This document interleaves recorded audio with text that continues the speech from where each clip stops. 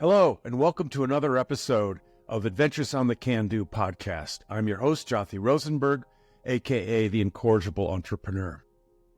A professor turned entrepreneur and founder of 9 startup companies, on this show, I talk with business leaders and personal achievers. Adventures on the Can-Do explores the challenges and rewards of entrepreneurship, overcoming adversity, and where grit and perseverance can get you. Be inspired by others and push yourself along your path to success and fulfillment.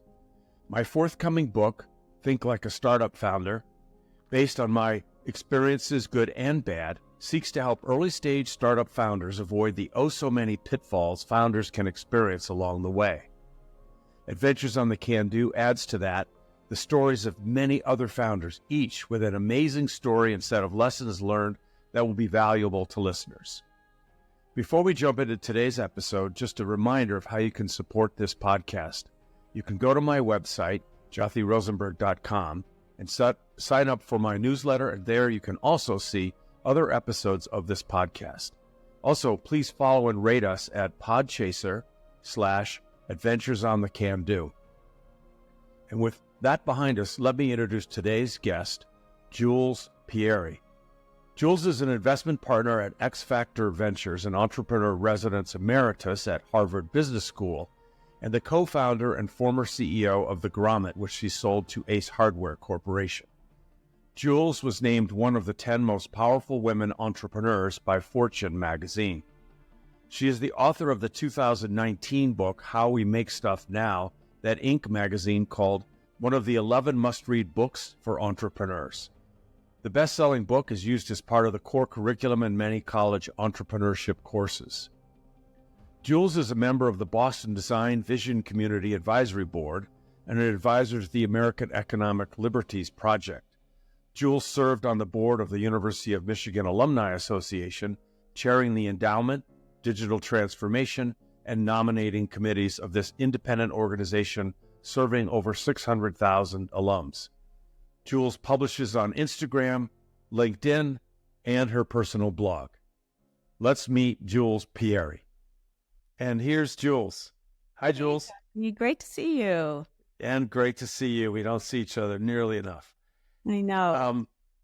I want to dive right in and start by asking you to tell the listeners where you're from originally and where you live. Well, I guess I'm from the wrong side of the tracks in Detroit, literally the city. And my dad was an auto worker, and we lived literally next to some freight train railroad tracks in a Detroit diesel Allison plant. So I grew up in a very industrial setting, and now I live in the oldest neighborhood in Boston. It's called Charlestown. So we've talked about this, but we strange coincidence that I'm also from Detroit, but not the city, the suburbs. And for people who come from Detroit, the first thing you do is you say, what mile road? Because that's how everything's measured in Detroit. Most people, unless you listen to Eminem, you don't think about that. But right, the city ends at 8 Mile Road, and I grew up on 13 Mile Road. Right. And I would have been, I lived essentially on 96, the freeway, but if it had a mile road name, it would have been 4 Mile Road. And I worked on 8 Mile Road. I was a hostess at a big boy restaurant on 8 Mile Road in Detroit. They know how to set up timed lights. 8 Mile Road was amazing. If you went the speed limit, you could go for miles without ever stopping at a traffic light. I've never seen anywhere else get that right. You're right. And I grew to sort of kind of expect that. And then you're right, you move somewhere else and it's not like that. And I remember for a while, our family lived in Dublin, Ireland for 4 years. And I brought the kids home. They were all sort of middle elementary school age. And we were driving up Telegraph Road, which has the same timed lights. And they were joking because the scenery along the side of the road became like a Roadrunner cartoon backdrop, like, when the backdrop just keeps repeating, like, oh, there's the Dunkin' Donuts and there's the McDonald's, and Yeah, that because you could just sail for miles, that those fast food restaurants would repeat without stop. Yeah. And you mentioned Telegraph. So technically we were at Telegraph and 13 Mile Road. Yeah, I know it well. Yes. Yes. So let's, go right into startup land, and maybe you could talk about your founding of and sort of the idea behind and where it came from for what was originally called the Daily Grommet, and then you shortened it to be the Grommet. Yes. And so love to hear that story. Yeah. So my career's been a lot around product development. I started out as an industrial designer. So that's key to what I'm about to tell you in terms of forming the Grommet. At the time I started the company, I had just left a role as president of a social network, one that competed with LinkedIn, called Ziggs, a company you've probably never heard of. And I was networking for my next role and imagining working in a startup. So I went to talk to a venture capitalist friend, and I was sitting in the lobby of the investor's office, and I was explaining to somebody else who was waiting to make a pitch that there was this really big problem with how there was going to be an explosion of great new products in the market because of technology, because of the internet, 3D printing, the ability to credibly create a prototype or to credibly do market research. The sources of new products would be unexpected young companies. Yet in my career, I'd observed how retail was increasingly consolidating. So we were losing all the specialty stores and the mom and pop stores that take chances on new products, the luggage stores of the world, those toy stores of the world. And I said, that's going to be a really uncomfortable collision, really great new products, more of them than ever, and they're going to be all dressed up with no place to go. And they won't be sophisticated enough to manage marketing on the internet. Somebody's got to help these people. And the guy across from me, I've never seen him since, said, you should do that. And I went home that night and thought that could be a business, like a product launch platform. Somebody who curates and creates trust and an exciting way to discover new products, which is what we built. So when you I don't know how far into it you were, but you probably had some of your staff that were out scouring for the world for new products.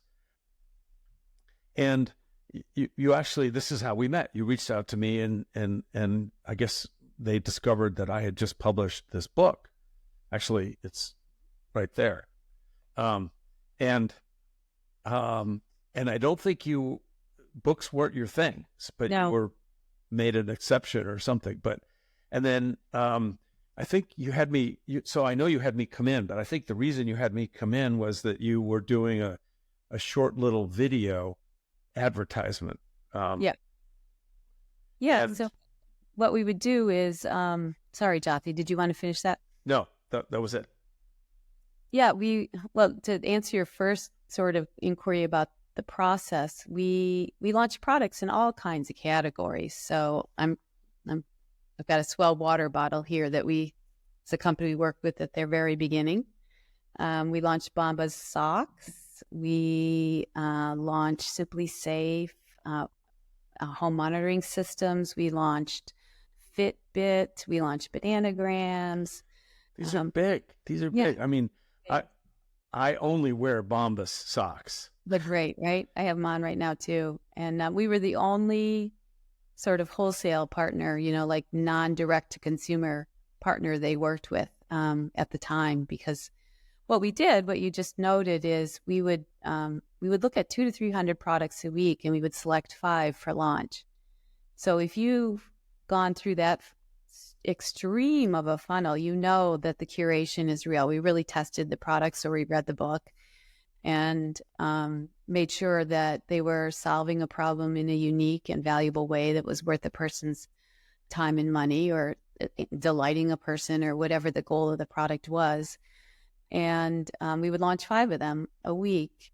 And we were the first company in the world to put video against products. Like, I know that sounds like a ridiculous claim, but in 2008, nobody was doing video for products. The only company, there was one exception, Zappos had some very functional sort of turn the shoes, on a turntable type videos. But nobody had put any effort into video. I think it was a very scary medium for people at the time. And we were doing that. We would launch each product. And in the case with you, we would have interviewed you. We usually did feature the creator of the product on the video. And so it became like first of all, a independent and, kind of really heartwarming sort of look at the product, but accurate and truthful, and like a mini backbone for a mini campaign. And over the years, we assembled an audience. Email was a primary delivery point for us. We assembled 3.5 million people on email. So we were touching a huge swath of the U.S. market with those emails. We launched at noon, and within about 10 minutes, we knew what America thought of any new product. As soon as we launched it, where it was going, who was ordering it. And we had a live, I'm sure you had the onerous burden of answering questions from our audience, because we expected makers. We also created the idea of like a live interaction with a maker at the point of discovery. So for the first 24 hours after a product was launched on Grommet, the maker had a dialogue with our audience. And it was, for makers, really special, because as an author, you can probably attest to this. You don't necessarily meet your readers, in bulk very often, right? And you have to do a lot to do that. You have to go out and do a book signing. And makers of manufactured products have an even more extreme distance from their customers. So they loved it when, people would come in and be able to ask, well, why did you do it this way? And could you do it that way? And, or people were just very encouraged by seeing people who look like them creating things. So they felt inspired. The audience felt inspired by the makers of the authors themselves.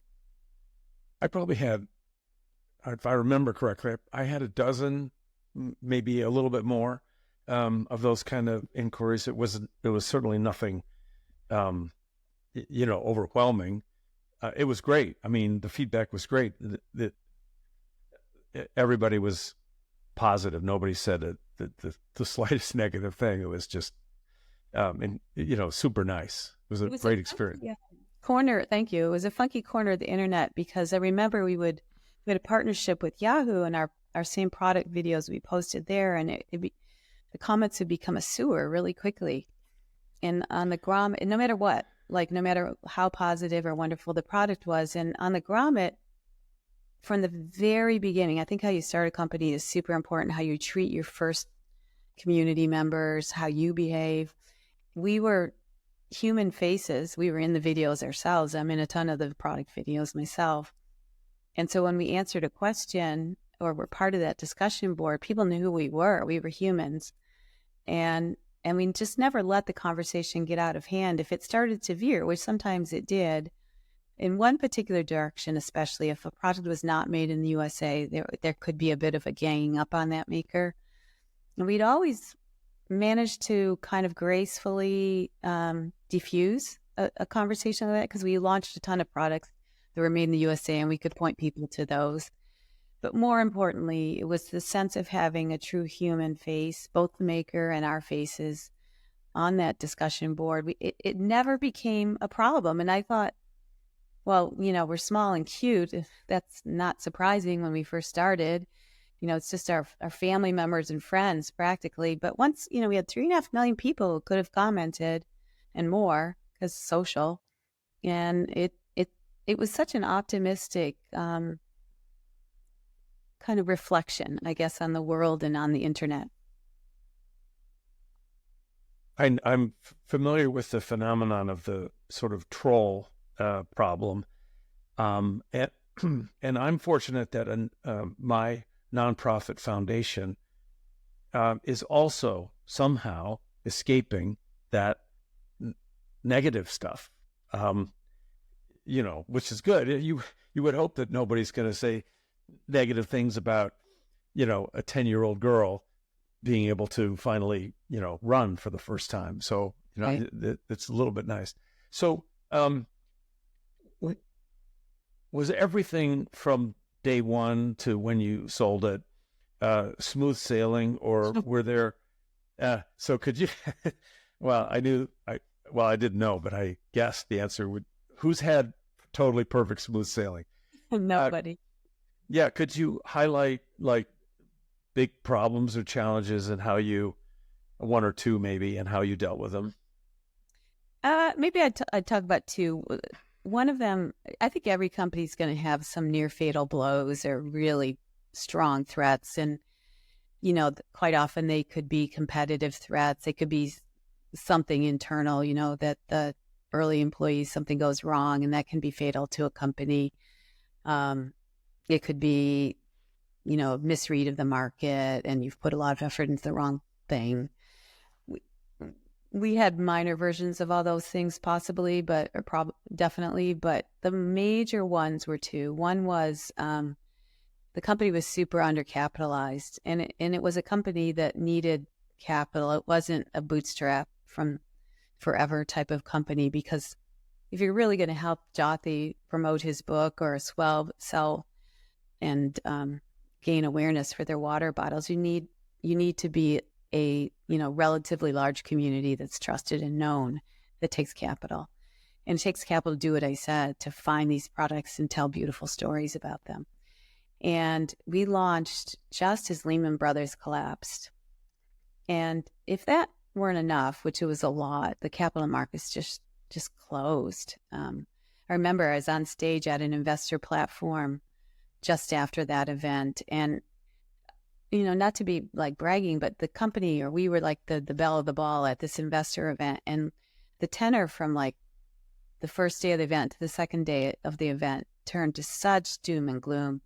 People just came up to me and said, this is going to be really hard. Like the news cycle that 24 hours had just sort of killed everybody's spirits. And so the doors to capital really closed. And I think every company should have 1 or 2 years of extreme starvation and really proving you mean it. I don't think it's healthy for a company to be overfunded quickly. So I expected 1 or 2 years like that and knew how to operate in a lean environment. But we had 4 years that were really extreme, starvation and near death 3 times, the type of near death where you have to tell your employees, I don't know if I can pay you next Friday, that kind of near death. Kind of near death. The third time I remember, I thought I kind of shielded it from my kids. They were middle to high school age at that point. And the third one, I thought, I've got to tell them. I just don't know if I can pull this one out this time. And I kind of was slumped on the kitchen counter, and my youngest son, Carl, who was probably 15 at the time, asked me what was wrong. And I said, I just don't know if we're going to make it. And he gave me this, like, he doesn't know who Newt Rockne is, the Notre Dame football coach, but he gave me a Newt Rockne, like, you can do it, Mom speech. He had no idea what he was saying, but it was so motivating to me, more than if an investor or somebody else had said it. And I pulled it out that time. So, and then we managed to secure a strategic investment from a large Tokyo, improbably a large company in Tokyo. And so the capital problem became a lot easier after that. I'd say the second problem was one that it was Amazon, I guess, is the short description. It was really hard ultimately to compete in some ways with Amazon, because they tried to buy us 1 year into the business. Because when I flew out to see them, and I didn't have much knowledge of Amazon, I wasn't even much of a customer of Amazon at that time. They had noticed how all the traffic from the Grommet, somehow they could track what happened when the source of the traffic was Grommet to Amazon, and it had the highest conversions in their history. We did a really good job making you understand and appreciate a product. But often, if in the beginning of Grommet, not many products were sold on Amazon. So that was kind of an edge case when something was sold on the Grommet and then sold on Amazon. But over time, as you can obviously understand, that changed.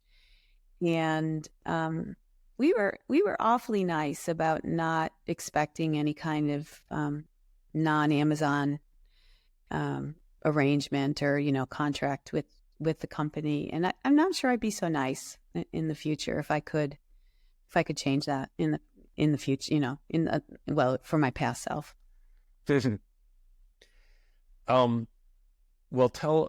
So then eventually you sold it to Ace Hardware. I did, yeah. And that, so I have a Ace Hardware, a local one here, and they do carry a lot of products that aren't, paint and screws and light bulbs. And so I guess it shouldn't surprise me, but when I first heard that, it did surprise me. Yeah. How did it come about? Well, first of all, my lifelong best friend had told me she had an Ace Hardware like yours. I didn't. She had one that was quite, diverse and rich in its assortments near her house. And she said, I think a lot of grommets should be in Ace Hardware. It was kind of like a mashup of a kind of a container store and a hardware store. So that was always in the back of my mind, and had no contact with the company. And then I was speaking at a women in retail event, and this woman came running over to me after I spoke. She was from Ace Hardware, and she said, look, we're such aligned companies. We have 5,000 independently owned stores that, care deeply about their local markets. They live in their local markets, these store owners. And we really want to have more local, small, non-Home Depot, same old products in our assortment. But local store owners don't have the time or the energy or the expertise to do what you do, to find these products. And it'd be really cool if we could tap your maker base. And we had a wholesale business where we were selling to retailers already. So we'd launched on a consumer site, and then the products that proved ready for scale, we had a separate wholesale site to sell to retailers like Nordstrom and independent retailers. And she basically initiated a partnership where we did a special display in 250 Ace stores, a beautiful wooden display where all the products, which are very disparate because they're anything from, a garden hose solution to a kitchen solution or a tech solution, all on the same wooden display with Grommet branding. And it was a wild success because we brought in a new kind of customer to Ace Hardware who bought more than the typical Ace Hardware customer.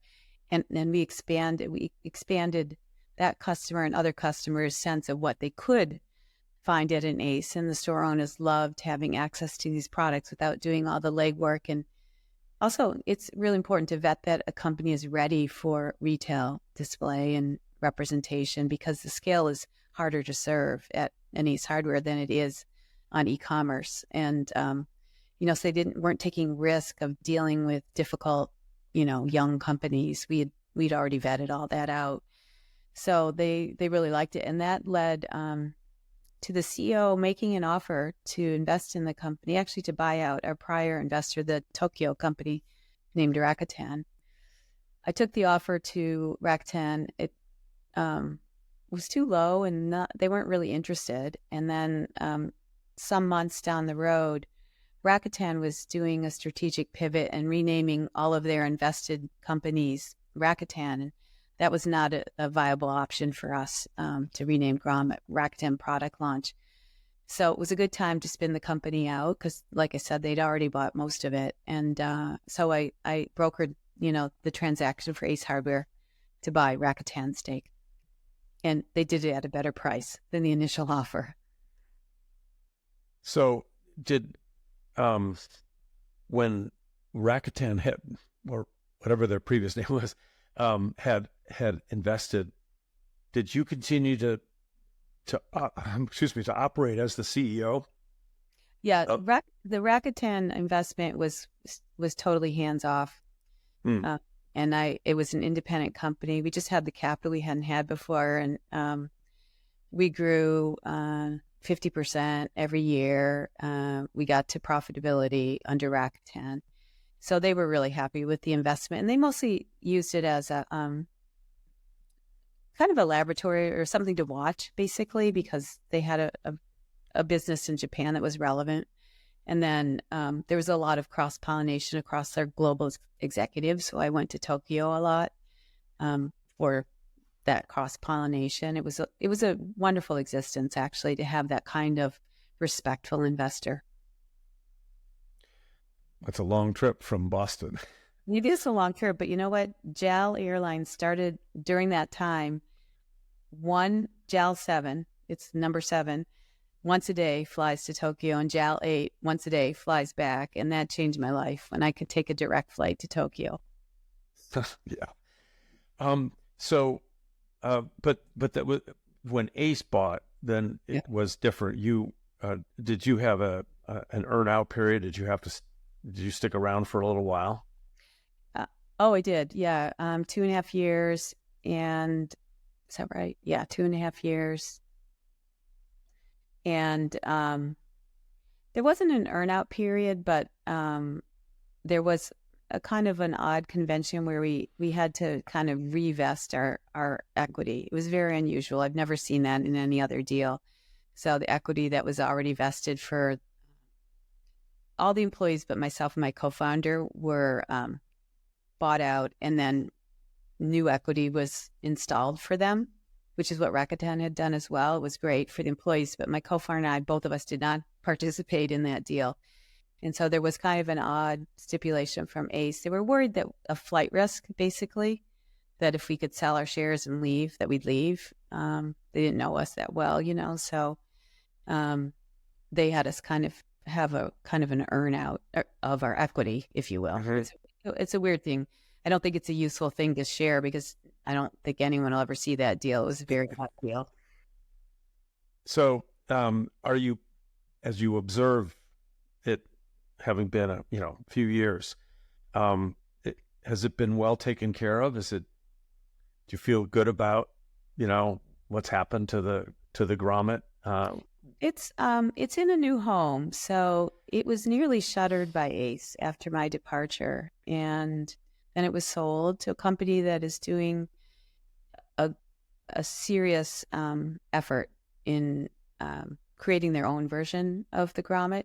So if your audience goes and looks at it, it wouldn't look like the company I've described earlier in terms of the way it executes, but the core soul of what they're trying to do definitely is retained in terms of looking for emerging products and makers and helping them find their audience. So when you left once and for all, did you go straight into being a venture capitalist? I'd started as a partner at XFactor Ventures during my time at Grommet. It's an unusual partnership. It's 23 women who are all founders, and most are CEOs currently running their companies. So the model is, this is a group of people who are really in the flow of startups and potential deals, and can invest basically alongside their day job. And it's done that way because it's a very low admin, low overhead partnership. We can make individual investment decisions. So, the classic VC firm with the Monday meeting and possibly a consensus on every investment, where you have to convince your partners. We work together when we choose to vet a deal, but I can pull the trigger by myself. So that's efficient. And so I started that during Grommet, but I started spending more time on it once I had more time. Now I understand the name. XFactor? Yeah. We only invest in diverse founding teams, early stage companies with billion-dollar opportunities. And we're sector agnostic. That's one of the superpowers. The 23 partners have nothing in common in terms of their areas of expertise. This overlap between 2 and 3 here or there, but we have one rocket scientist. I don't think we have 2. We have people who specialize in marketplaces or fintech or AI. And so I'll tap the ones that have similar expertise to mine on some of the opportunities. But that's why we're sector agnostic, because if the partner has an affinity for or knowledge of a space, we can invest in it. And is it something that's taking up like half your time or less? Half my time. It's really up to me, how much I want to be active. Mm-hmm. But I choose for it to be less than half my time right now. I'll tell you, Jyoti, one thing I've not quite gotten used to about being an investor is most of the job is saying no. And I know people who do it full time figure out a way to be helpful to the companies they say no to whenever possible. So they don't feel like it's really just a no, that, they've opened doors, made introductions, made suggestions. I don't think I quite have that satisfaction with that. I'm still so aware that the check did not follow that conversation. And having been on the other side of that conversation so many times, and I call myself the queen of rejection. I've probably, I don't know anyone who's had more investor rejections than me. So I find that it's a full-time diet, not something I'd want to do. So I'd have to figure out how to get over that if I'm going to do it full-time.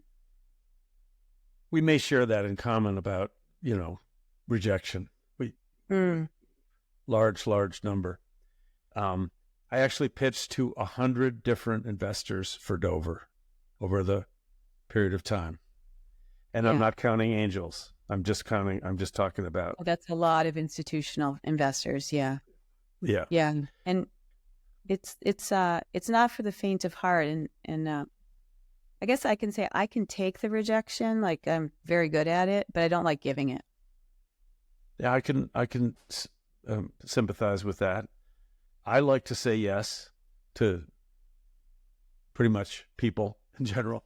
And isn't that a founder? I mean, to me, that was one of the greatest joys of being a founder, is hiring the right people who had enough good ideas that you could say yes to most of them or many of them.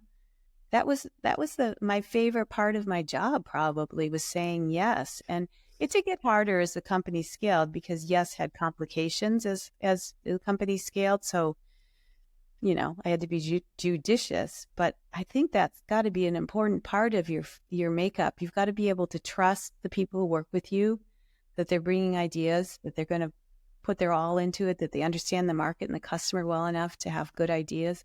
So things like our wholesale business, that was not my idea. That was Jason McCarthy and another employee, Chris Liddell, came to me one day and said, there's this weird phenomenon where when I'm home as a consumer and I order, toilet paper from Walmart, I'm treated like a king.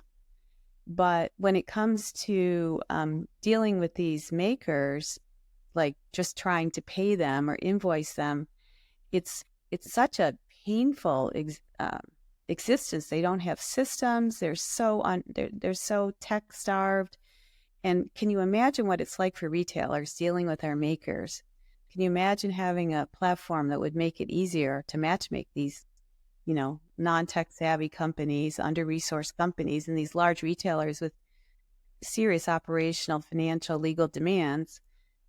That wasn't my idea. That was somebody in my company's idea. Well, the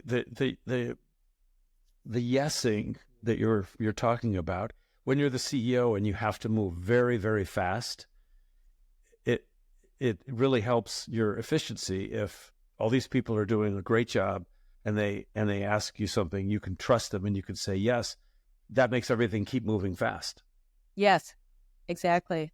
And the other key thing is, I used to love it when a new employee made a visible mistake, because I got the chance to say to them, it's okay. If they made the mistake and they owned up to it, I could trust that person. I knew if they made a mistake and they told somebody, that they understood what that meant. They were taking responsibility, and I could say to them, if you made a mistake and you're new here, you're probably, chances are it's not because you're being sloppy and careless. It's probably because we haven't taught you something, or something the way we do it doesn't work.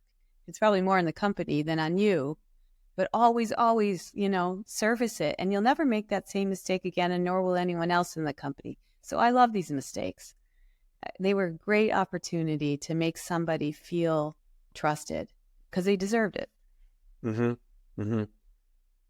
Well, that's why I think, in a book like mine, it's about telling the world about, well, here are all the mistakes that I made, and here's why it happened, and here's what I learned, and here's why you can learn from this. Yeah. If I call myself queen of rejection, you can be king of mistakes, right? Like, own it. You own it, and you share I do. which is a gift. That is the gift, right? Like, you probably have this awareness when you're pitching or you're watching someone pitch. If you see somebody who's had some stumbles, maybe they had a successful company and a not successful one, you're way more inclined to invest than if they had two successful, nothing ever went wrong, company. I right? agree. I agree. Speaking of CEO, so in your career, have you felt much discrimination because you're a woman?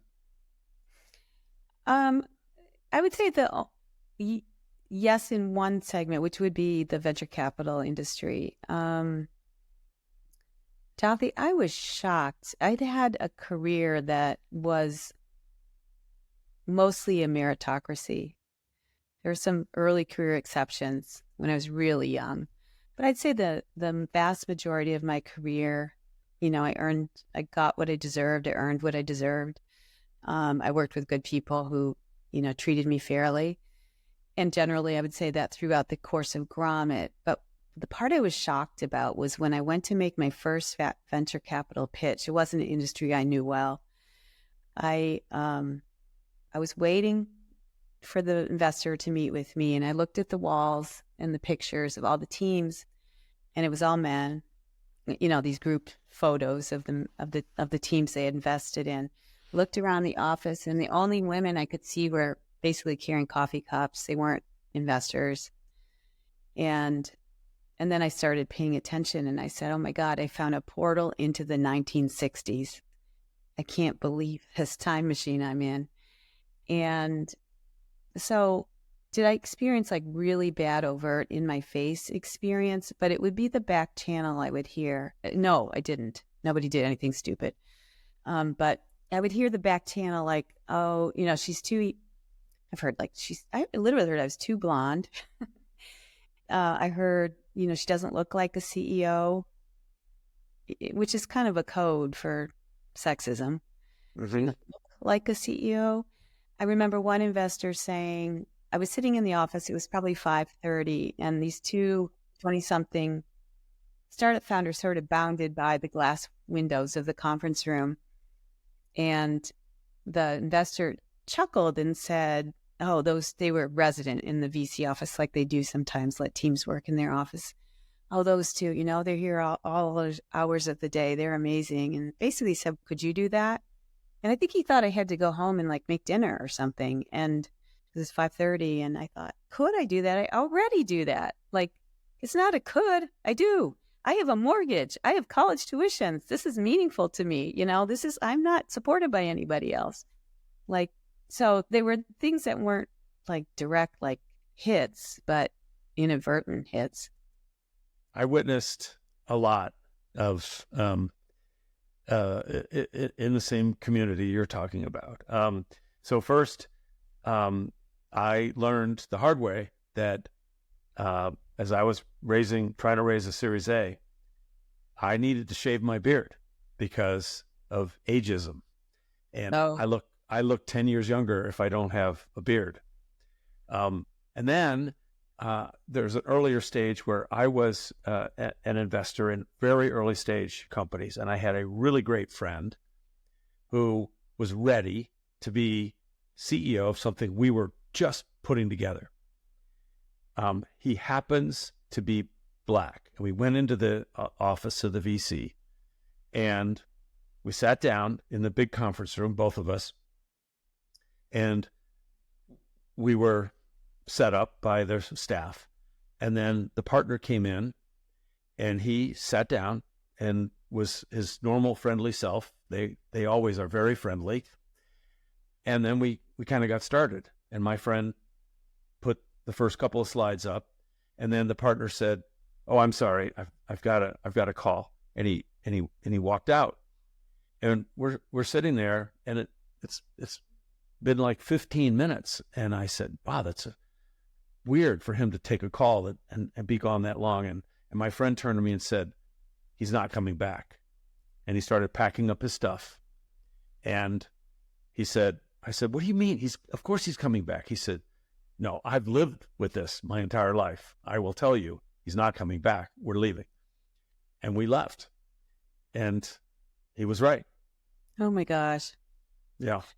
Well, the 1% of venture capital goes to people of color, 2.5% goes to women. So it kind of doesn't matter what your friend said or I say, the numbers don't lie, right? That's what your friend lived. That's what I lived as well. It's kind of insane, right? Because certainly creative ideas and economically feasible ideas aren't limited to one segment of the population. So, Right. you know, that's partly why I Right. joined forces with XFactor, right? I've complained about this enough. I've got to put my time into this. Yeah. Well, if not for the requirement, I'd love to be part of that, but obviously. Okay, you know, we just need a really big overcorrection and a fast one now. And then someday we can have a real meritocracy, right? When we've sort of leveled things out, and Yeah.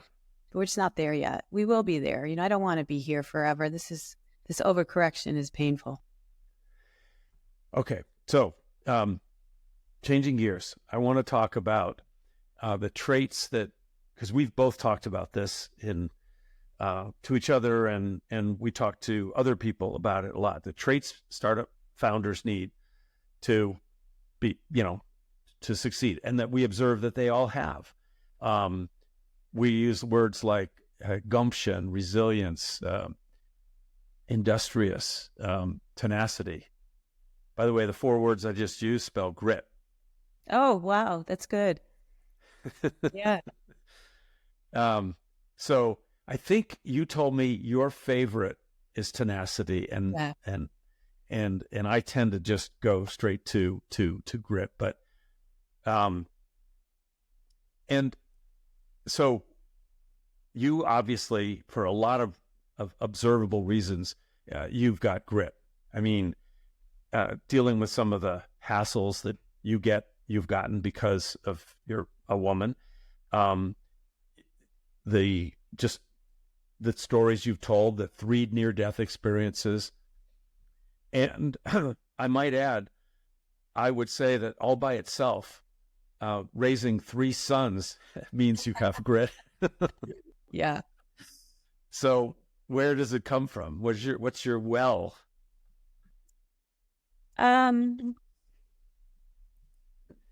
This is funny. It took me a long time to be able to answer that question or even realize it was true, what you're saying.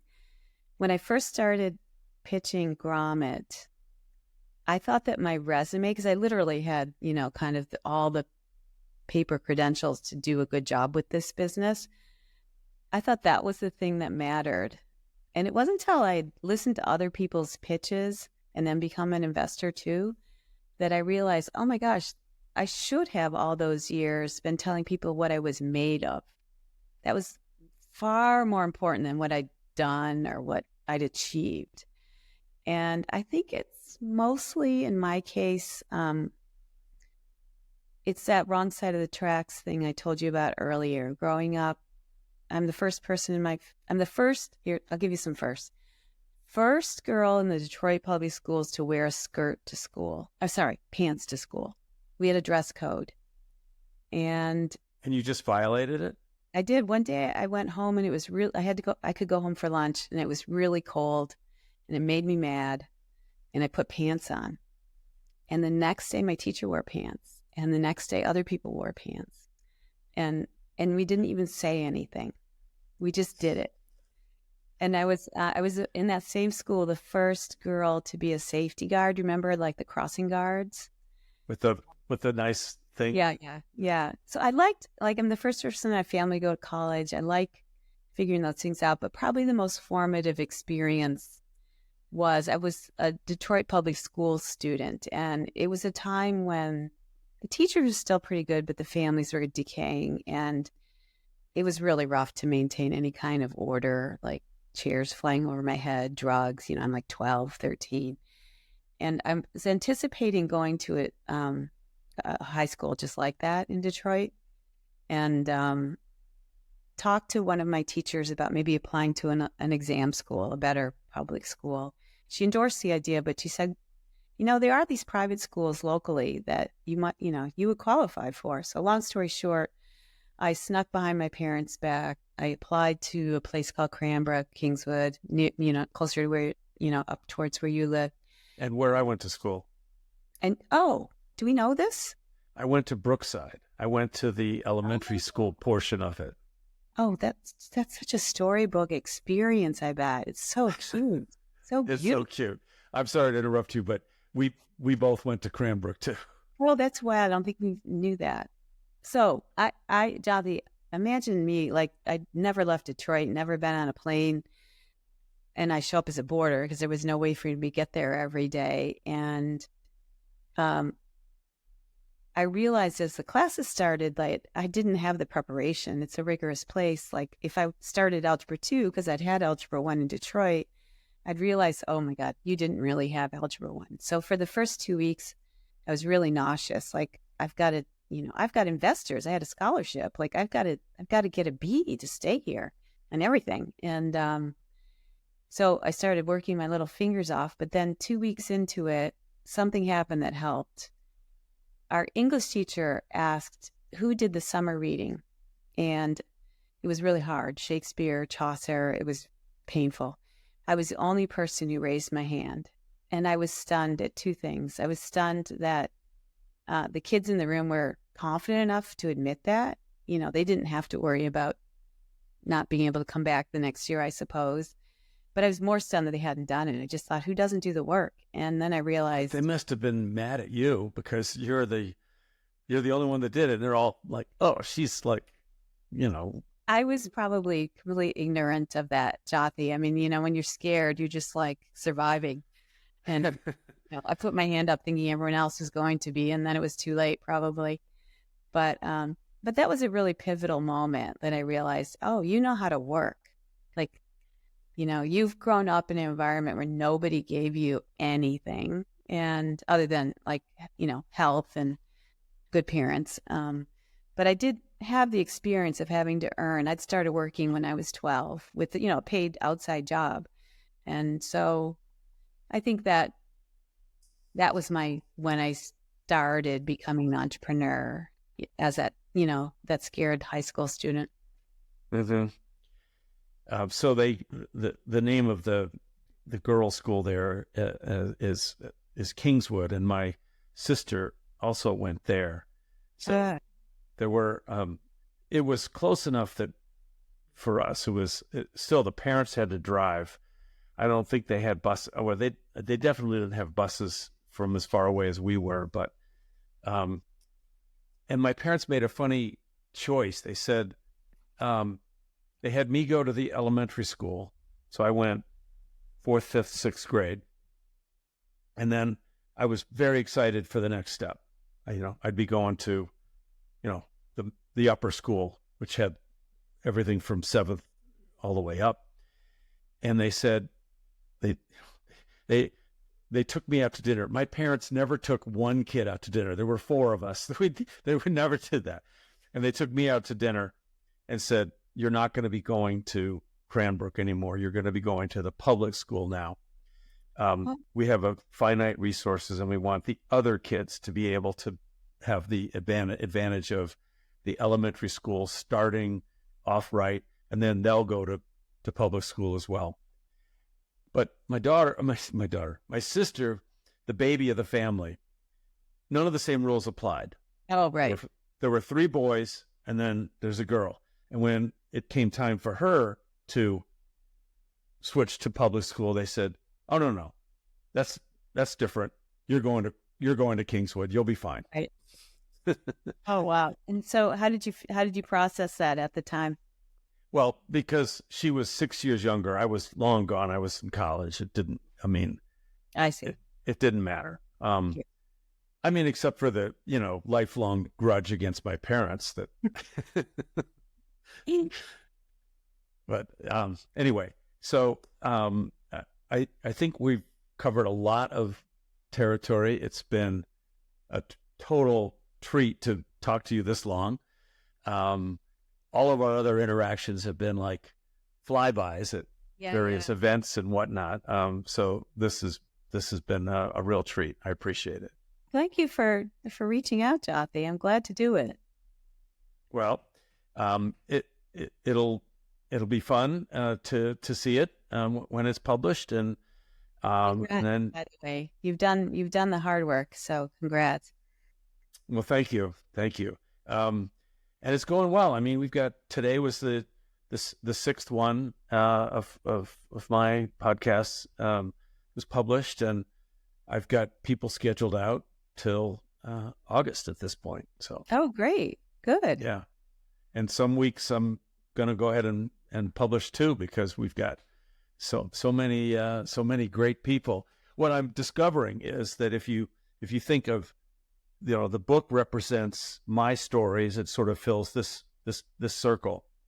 Every single time I talk to a founder, and that's just my stories of good and bad things. But each time the circle is getting bigger and bigger. And if you sort of take the aggregate of all of this, it's and flash forward a year, it's going to be another 50, 60 people and their stories, all talking about where was the first idea and how did that come about, and why did you have what was the problem you saw that you made you think of it, and how did it go, and what was difficult. All of that is just so interesting with each group. And you'll be really pleased to know that so far, at least a third of the people are women. Good work. Good. Glad to hear it. Are they founders? Are they corporate people? Are they a mix of people? No. The people I'm talking to are all founders of startup companies. Okay. With a couple of exceptions where I know somebody who represents, they're a corporation, but they love being the lighthouse customer for a startup. So I wanted to get that angle. So I've got a couple like that. Yeah. Anyway, we do, and they're vital. I need, and he was our lighthouse customer in the earliest stages of Dover. Great. Well, thanks so much for this, and we'll keep in touch. Great, Jyoti. Thank you so much. That's going to be a wrap for today. Thanks for tuning in to this week's episode of Adventures on the Can Do. Please share and like us on your social media channels. This is Jyoti Rosenberg, and I'll be back with a new episode every Wednesday morning at 9 a.m. Eastern Time. Don't forget to check out the show notes for additional resources and links. Hasta la vista.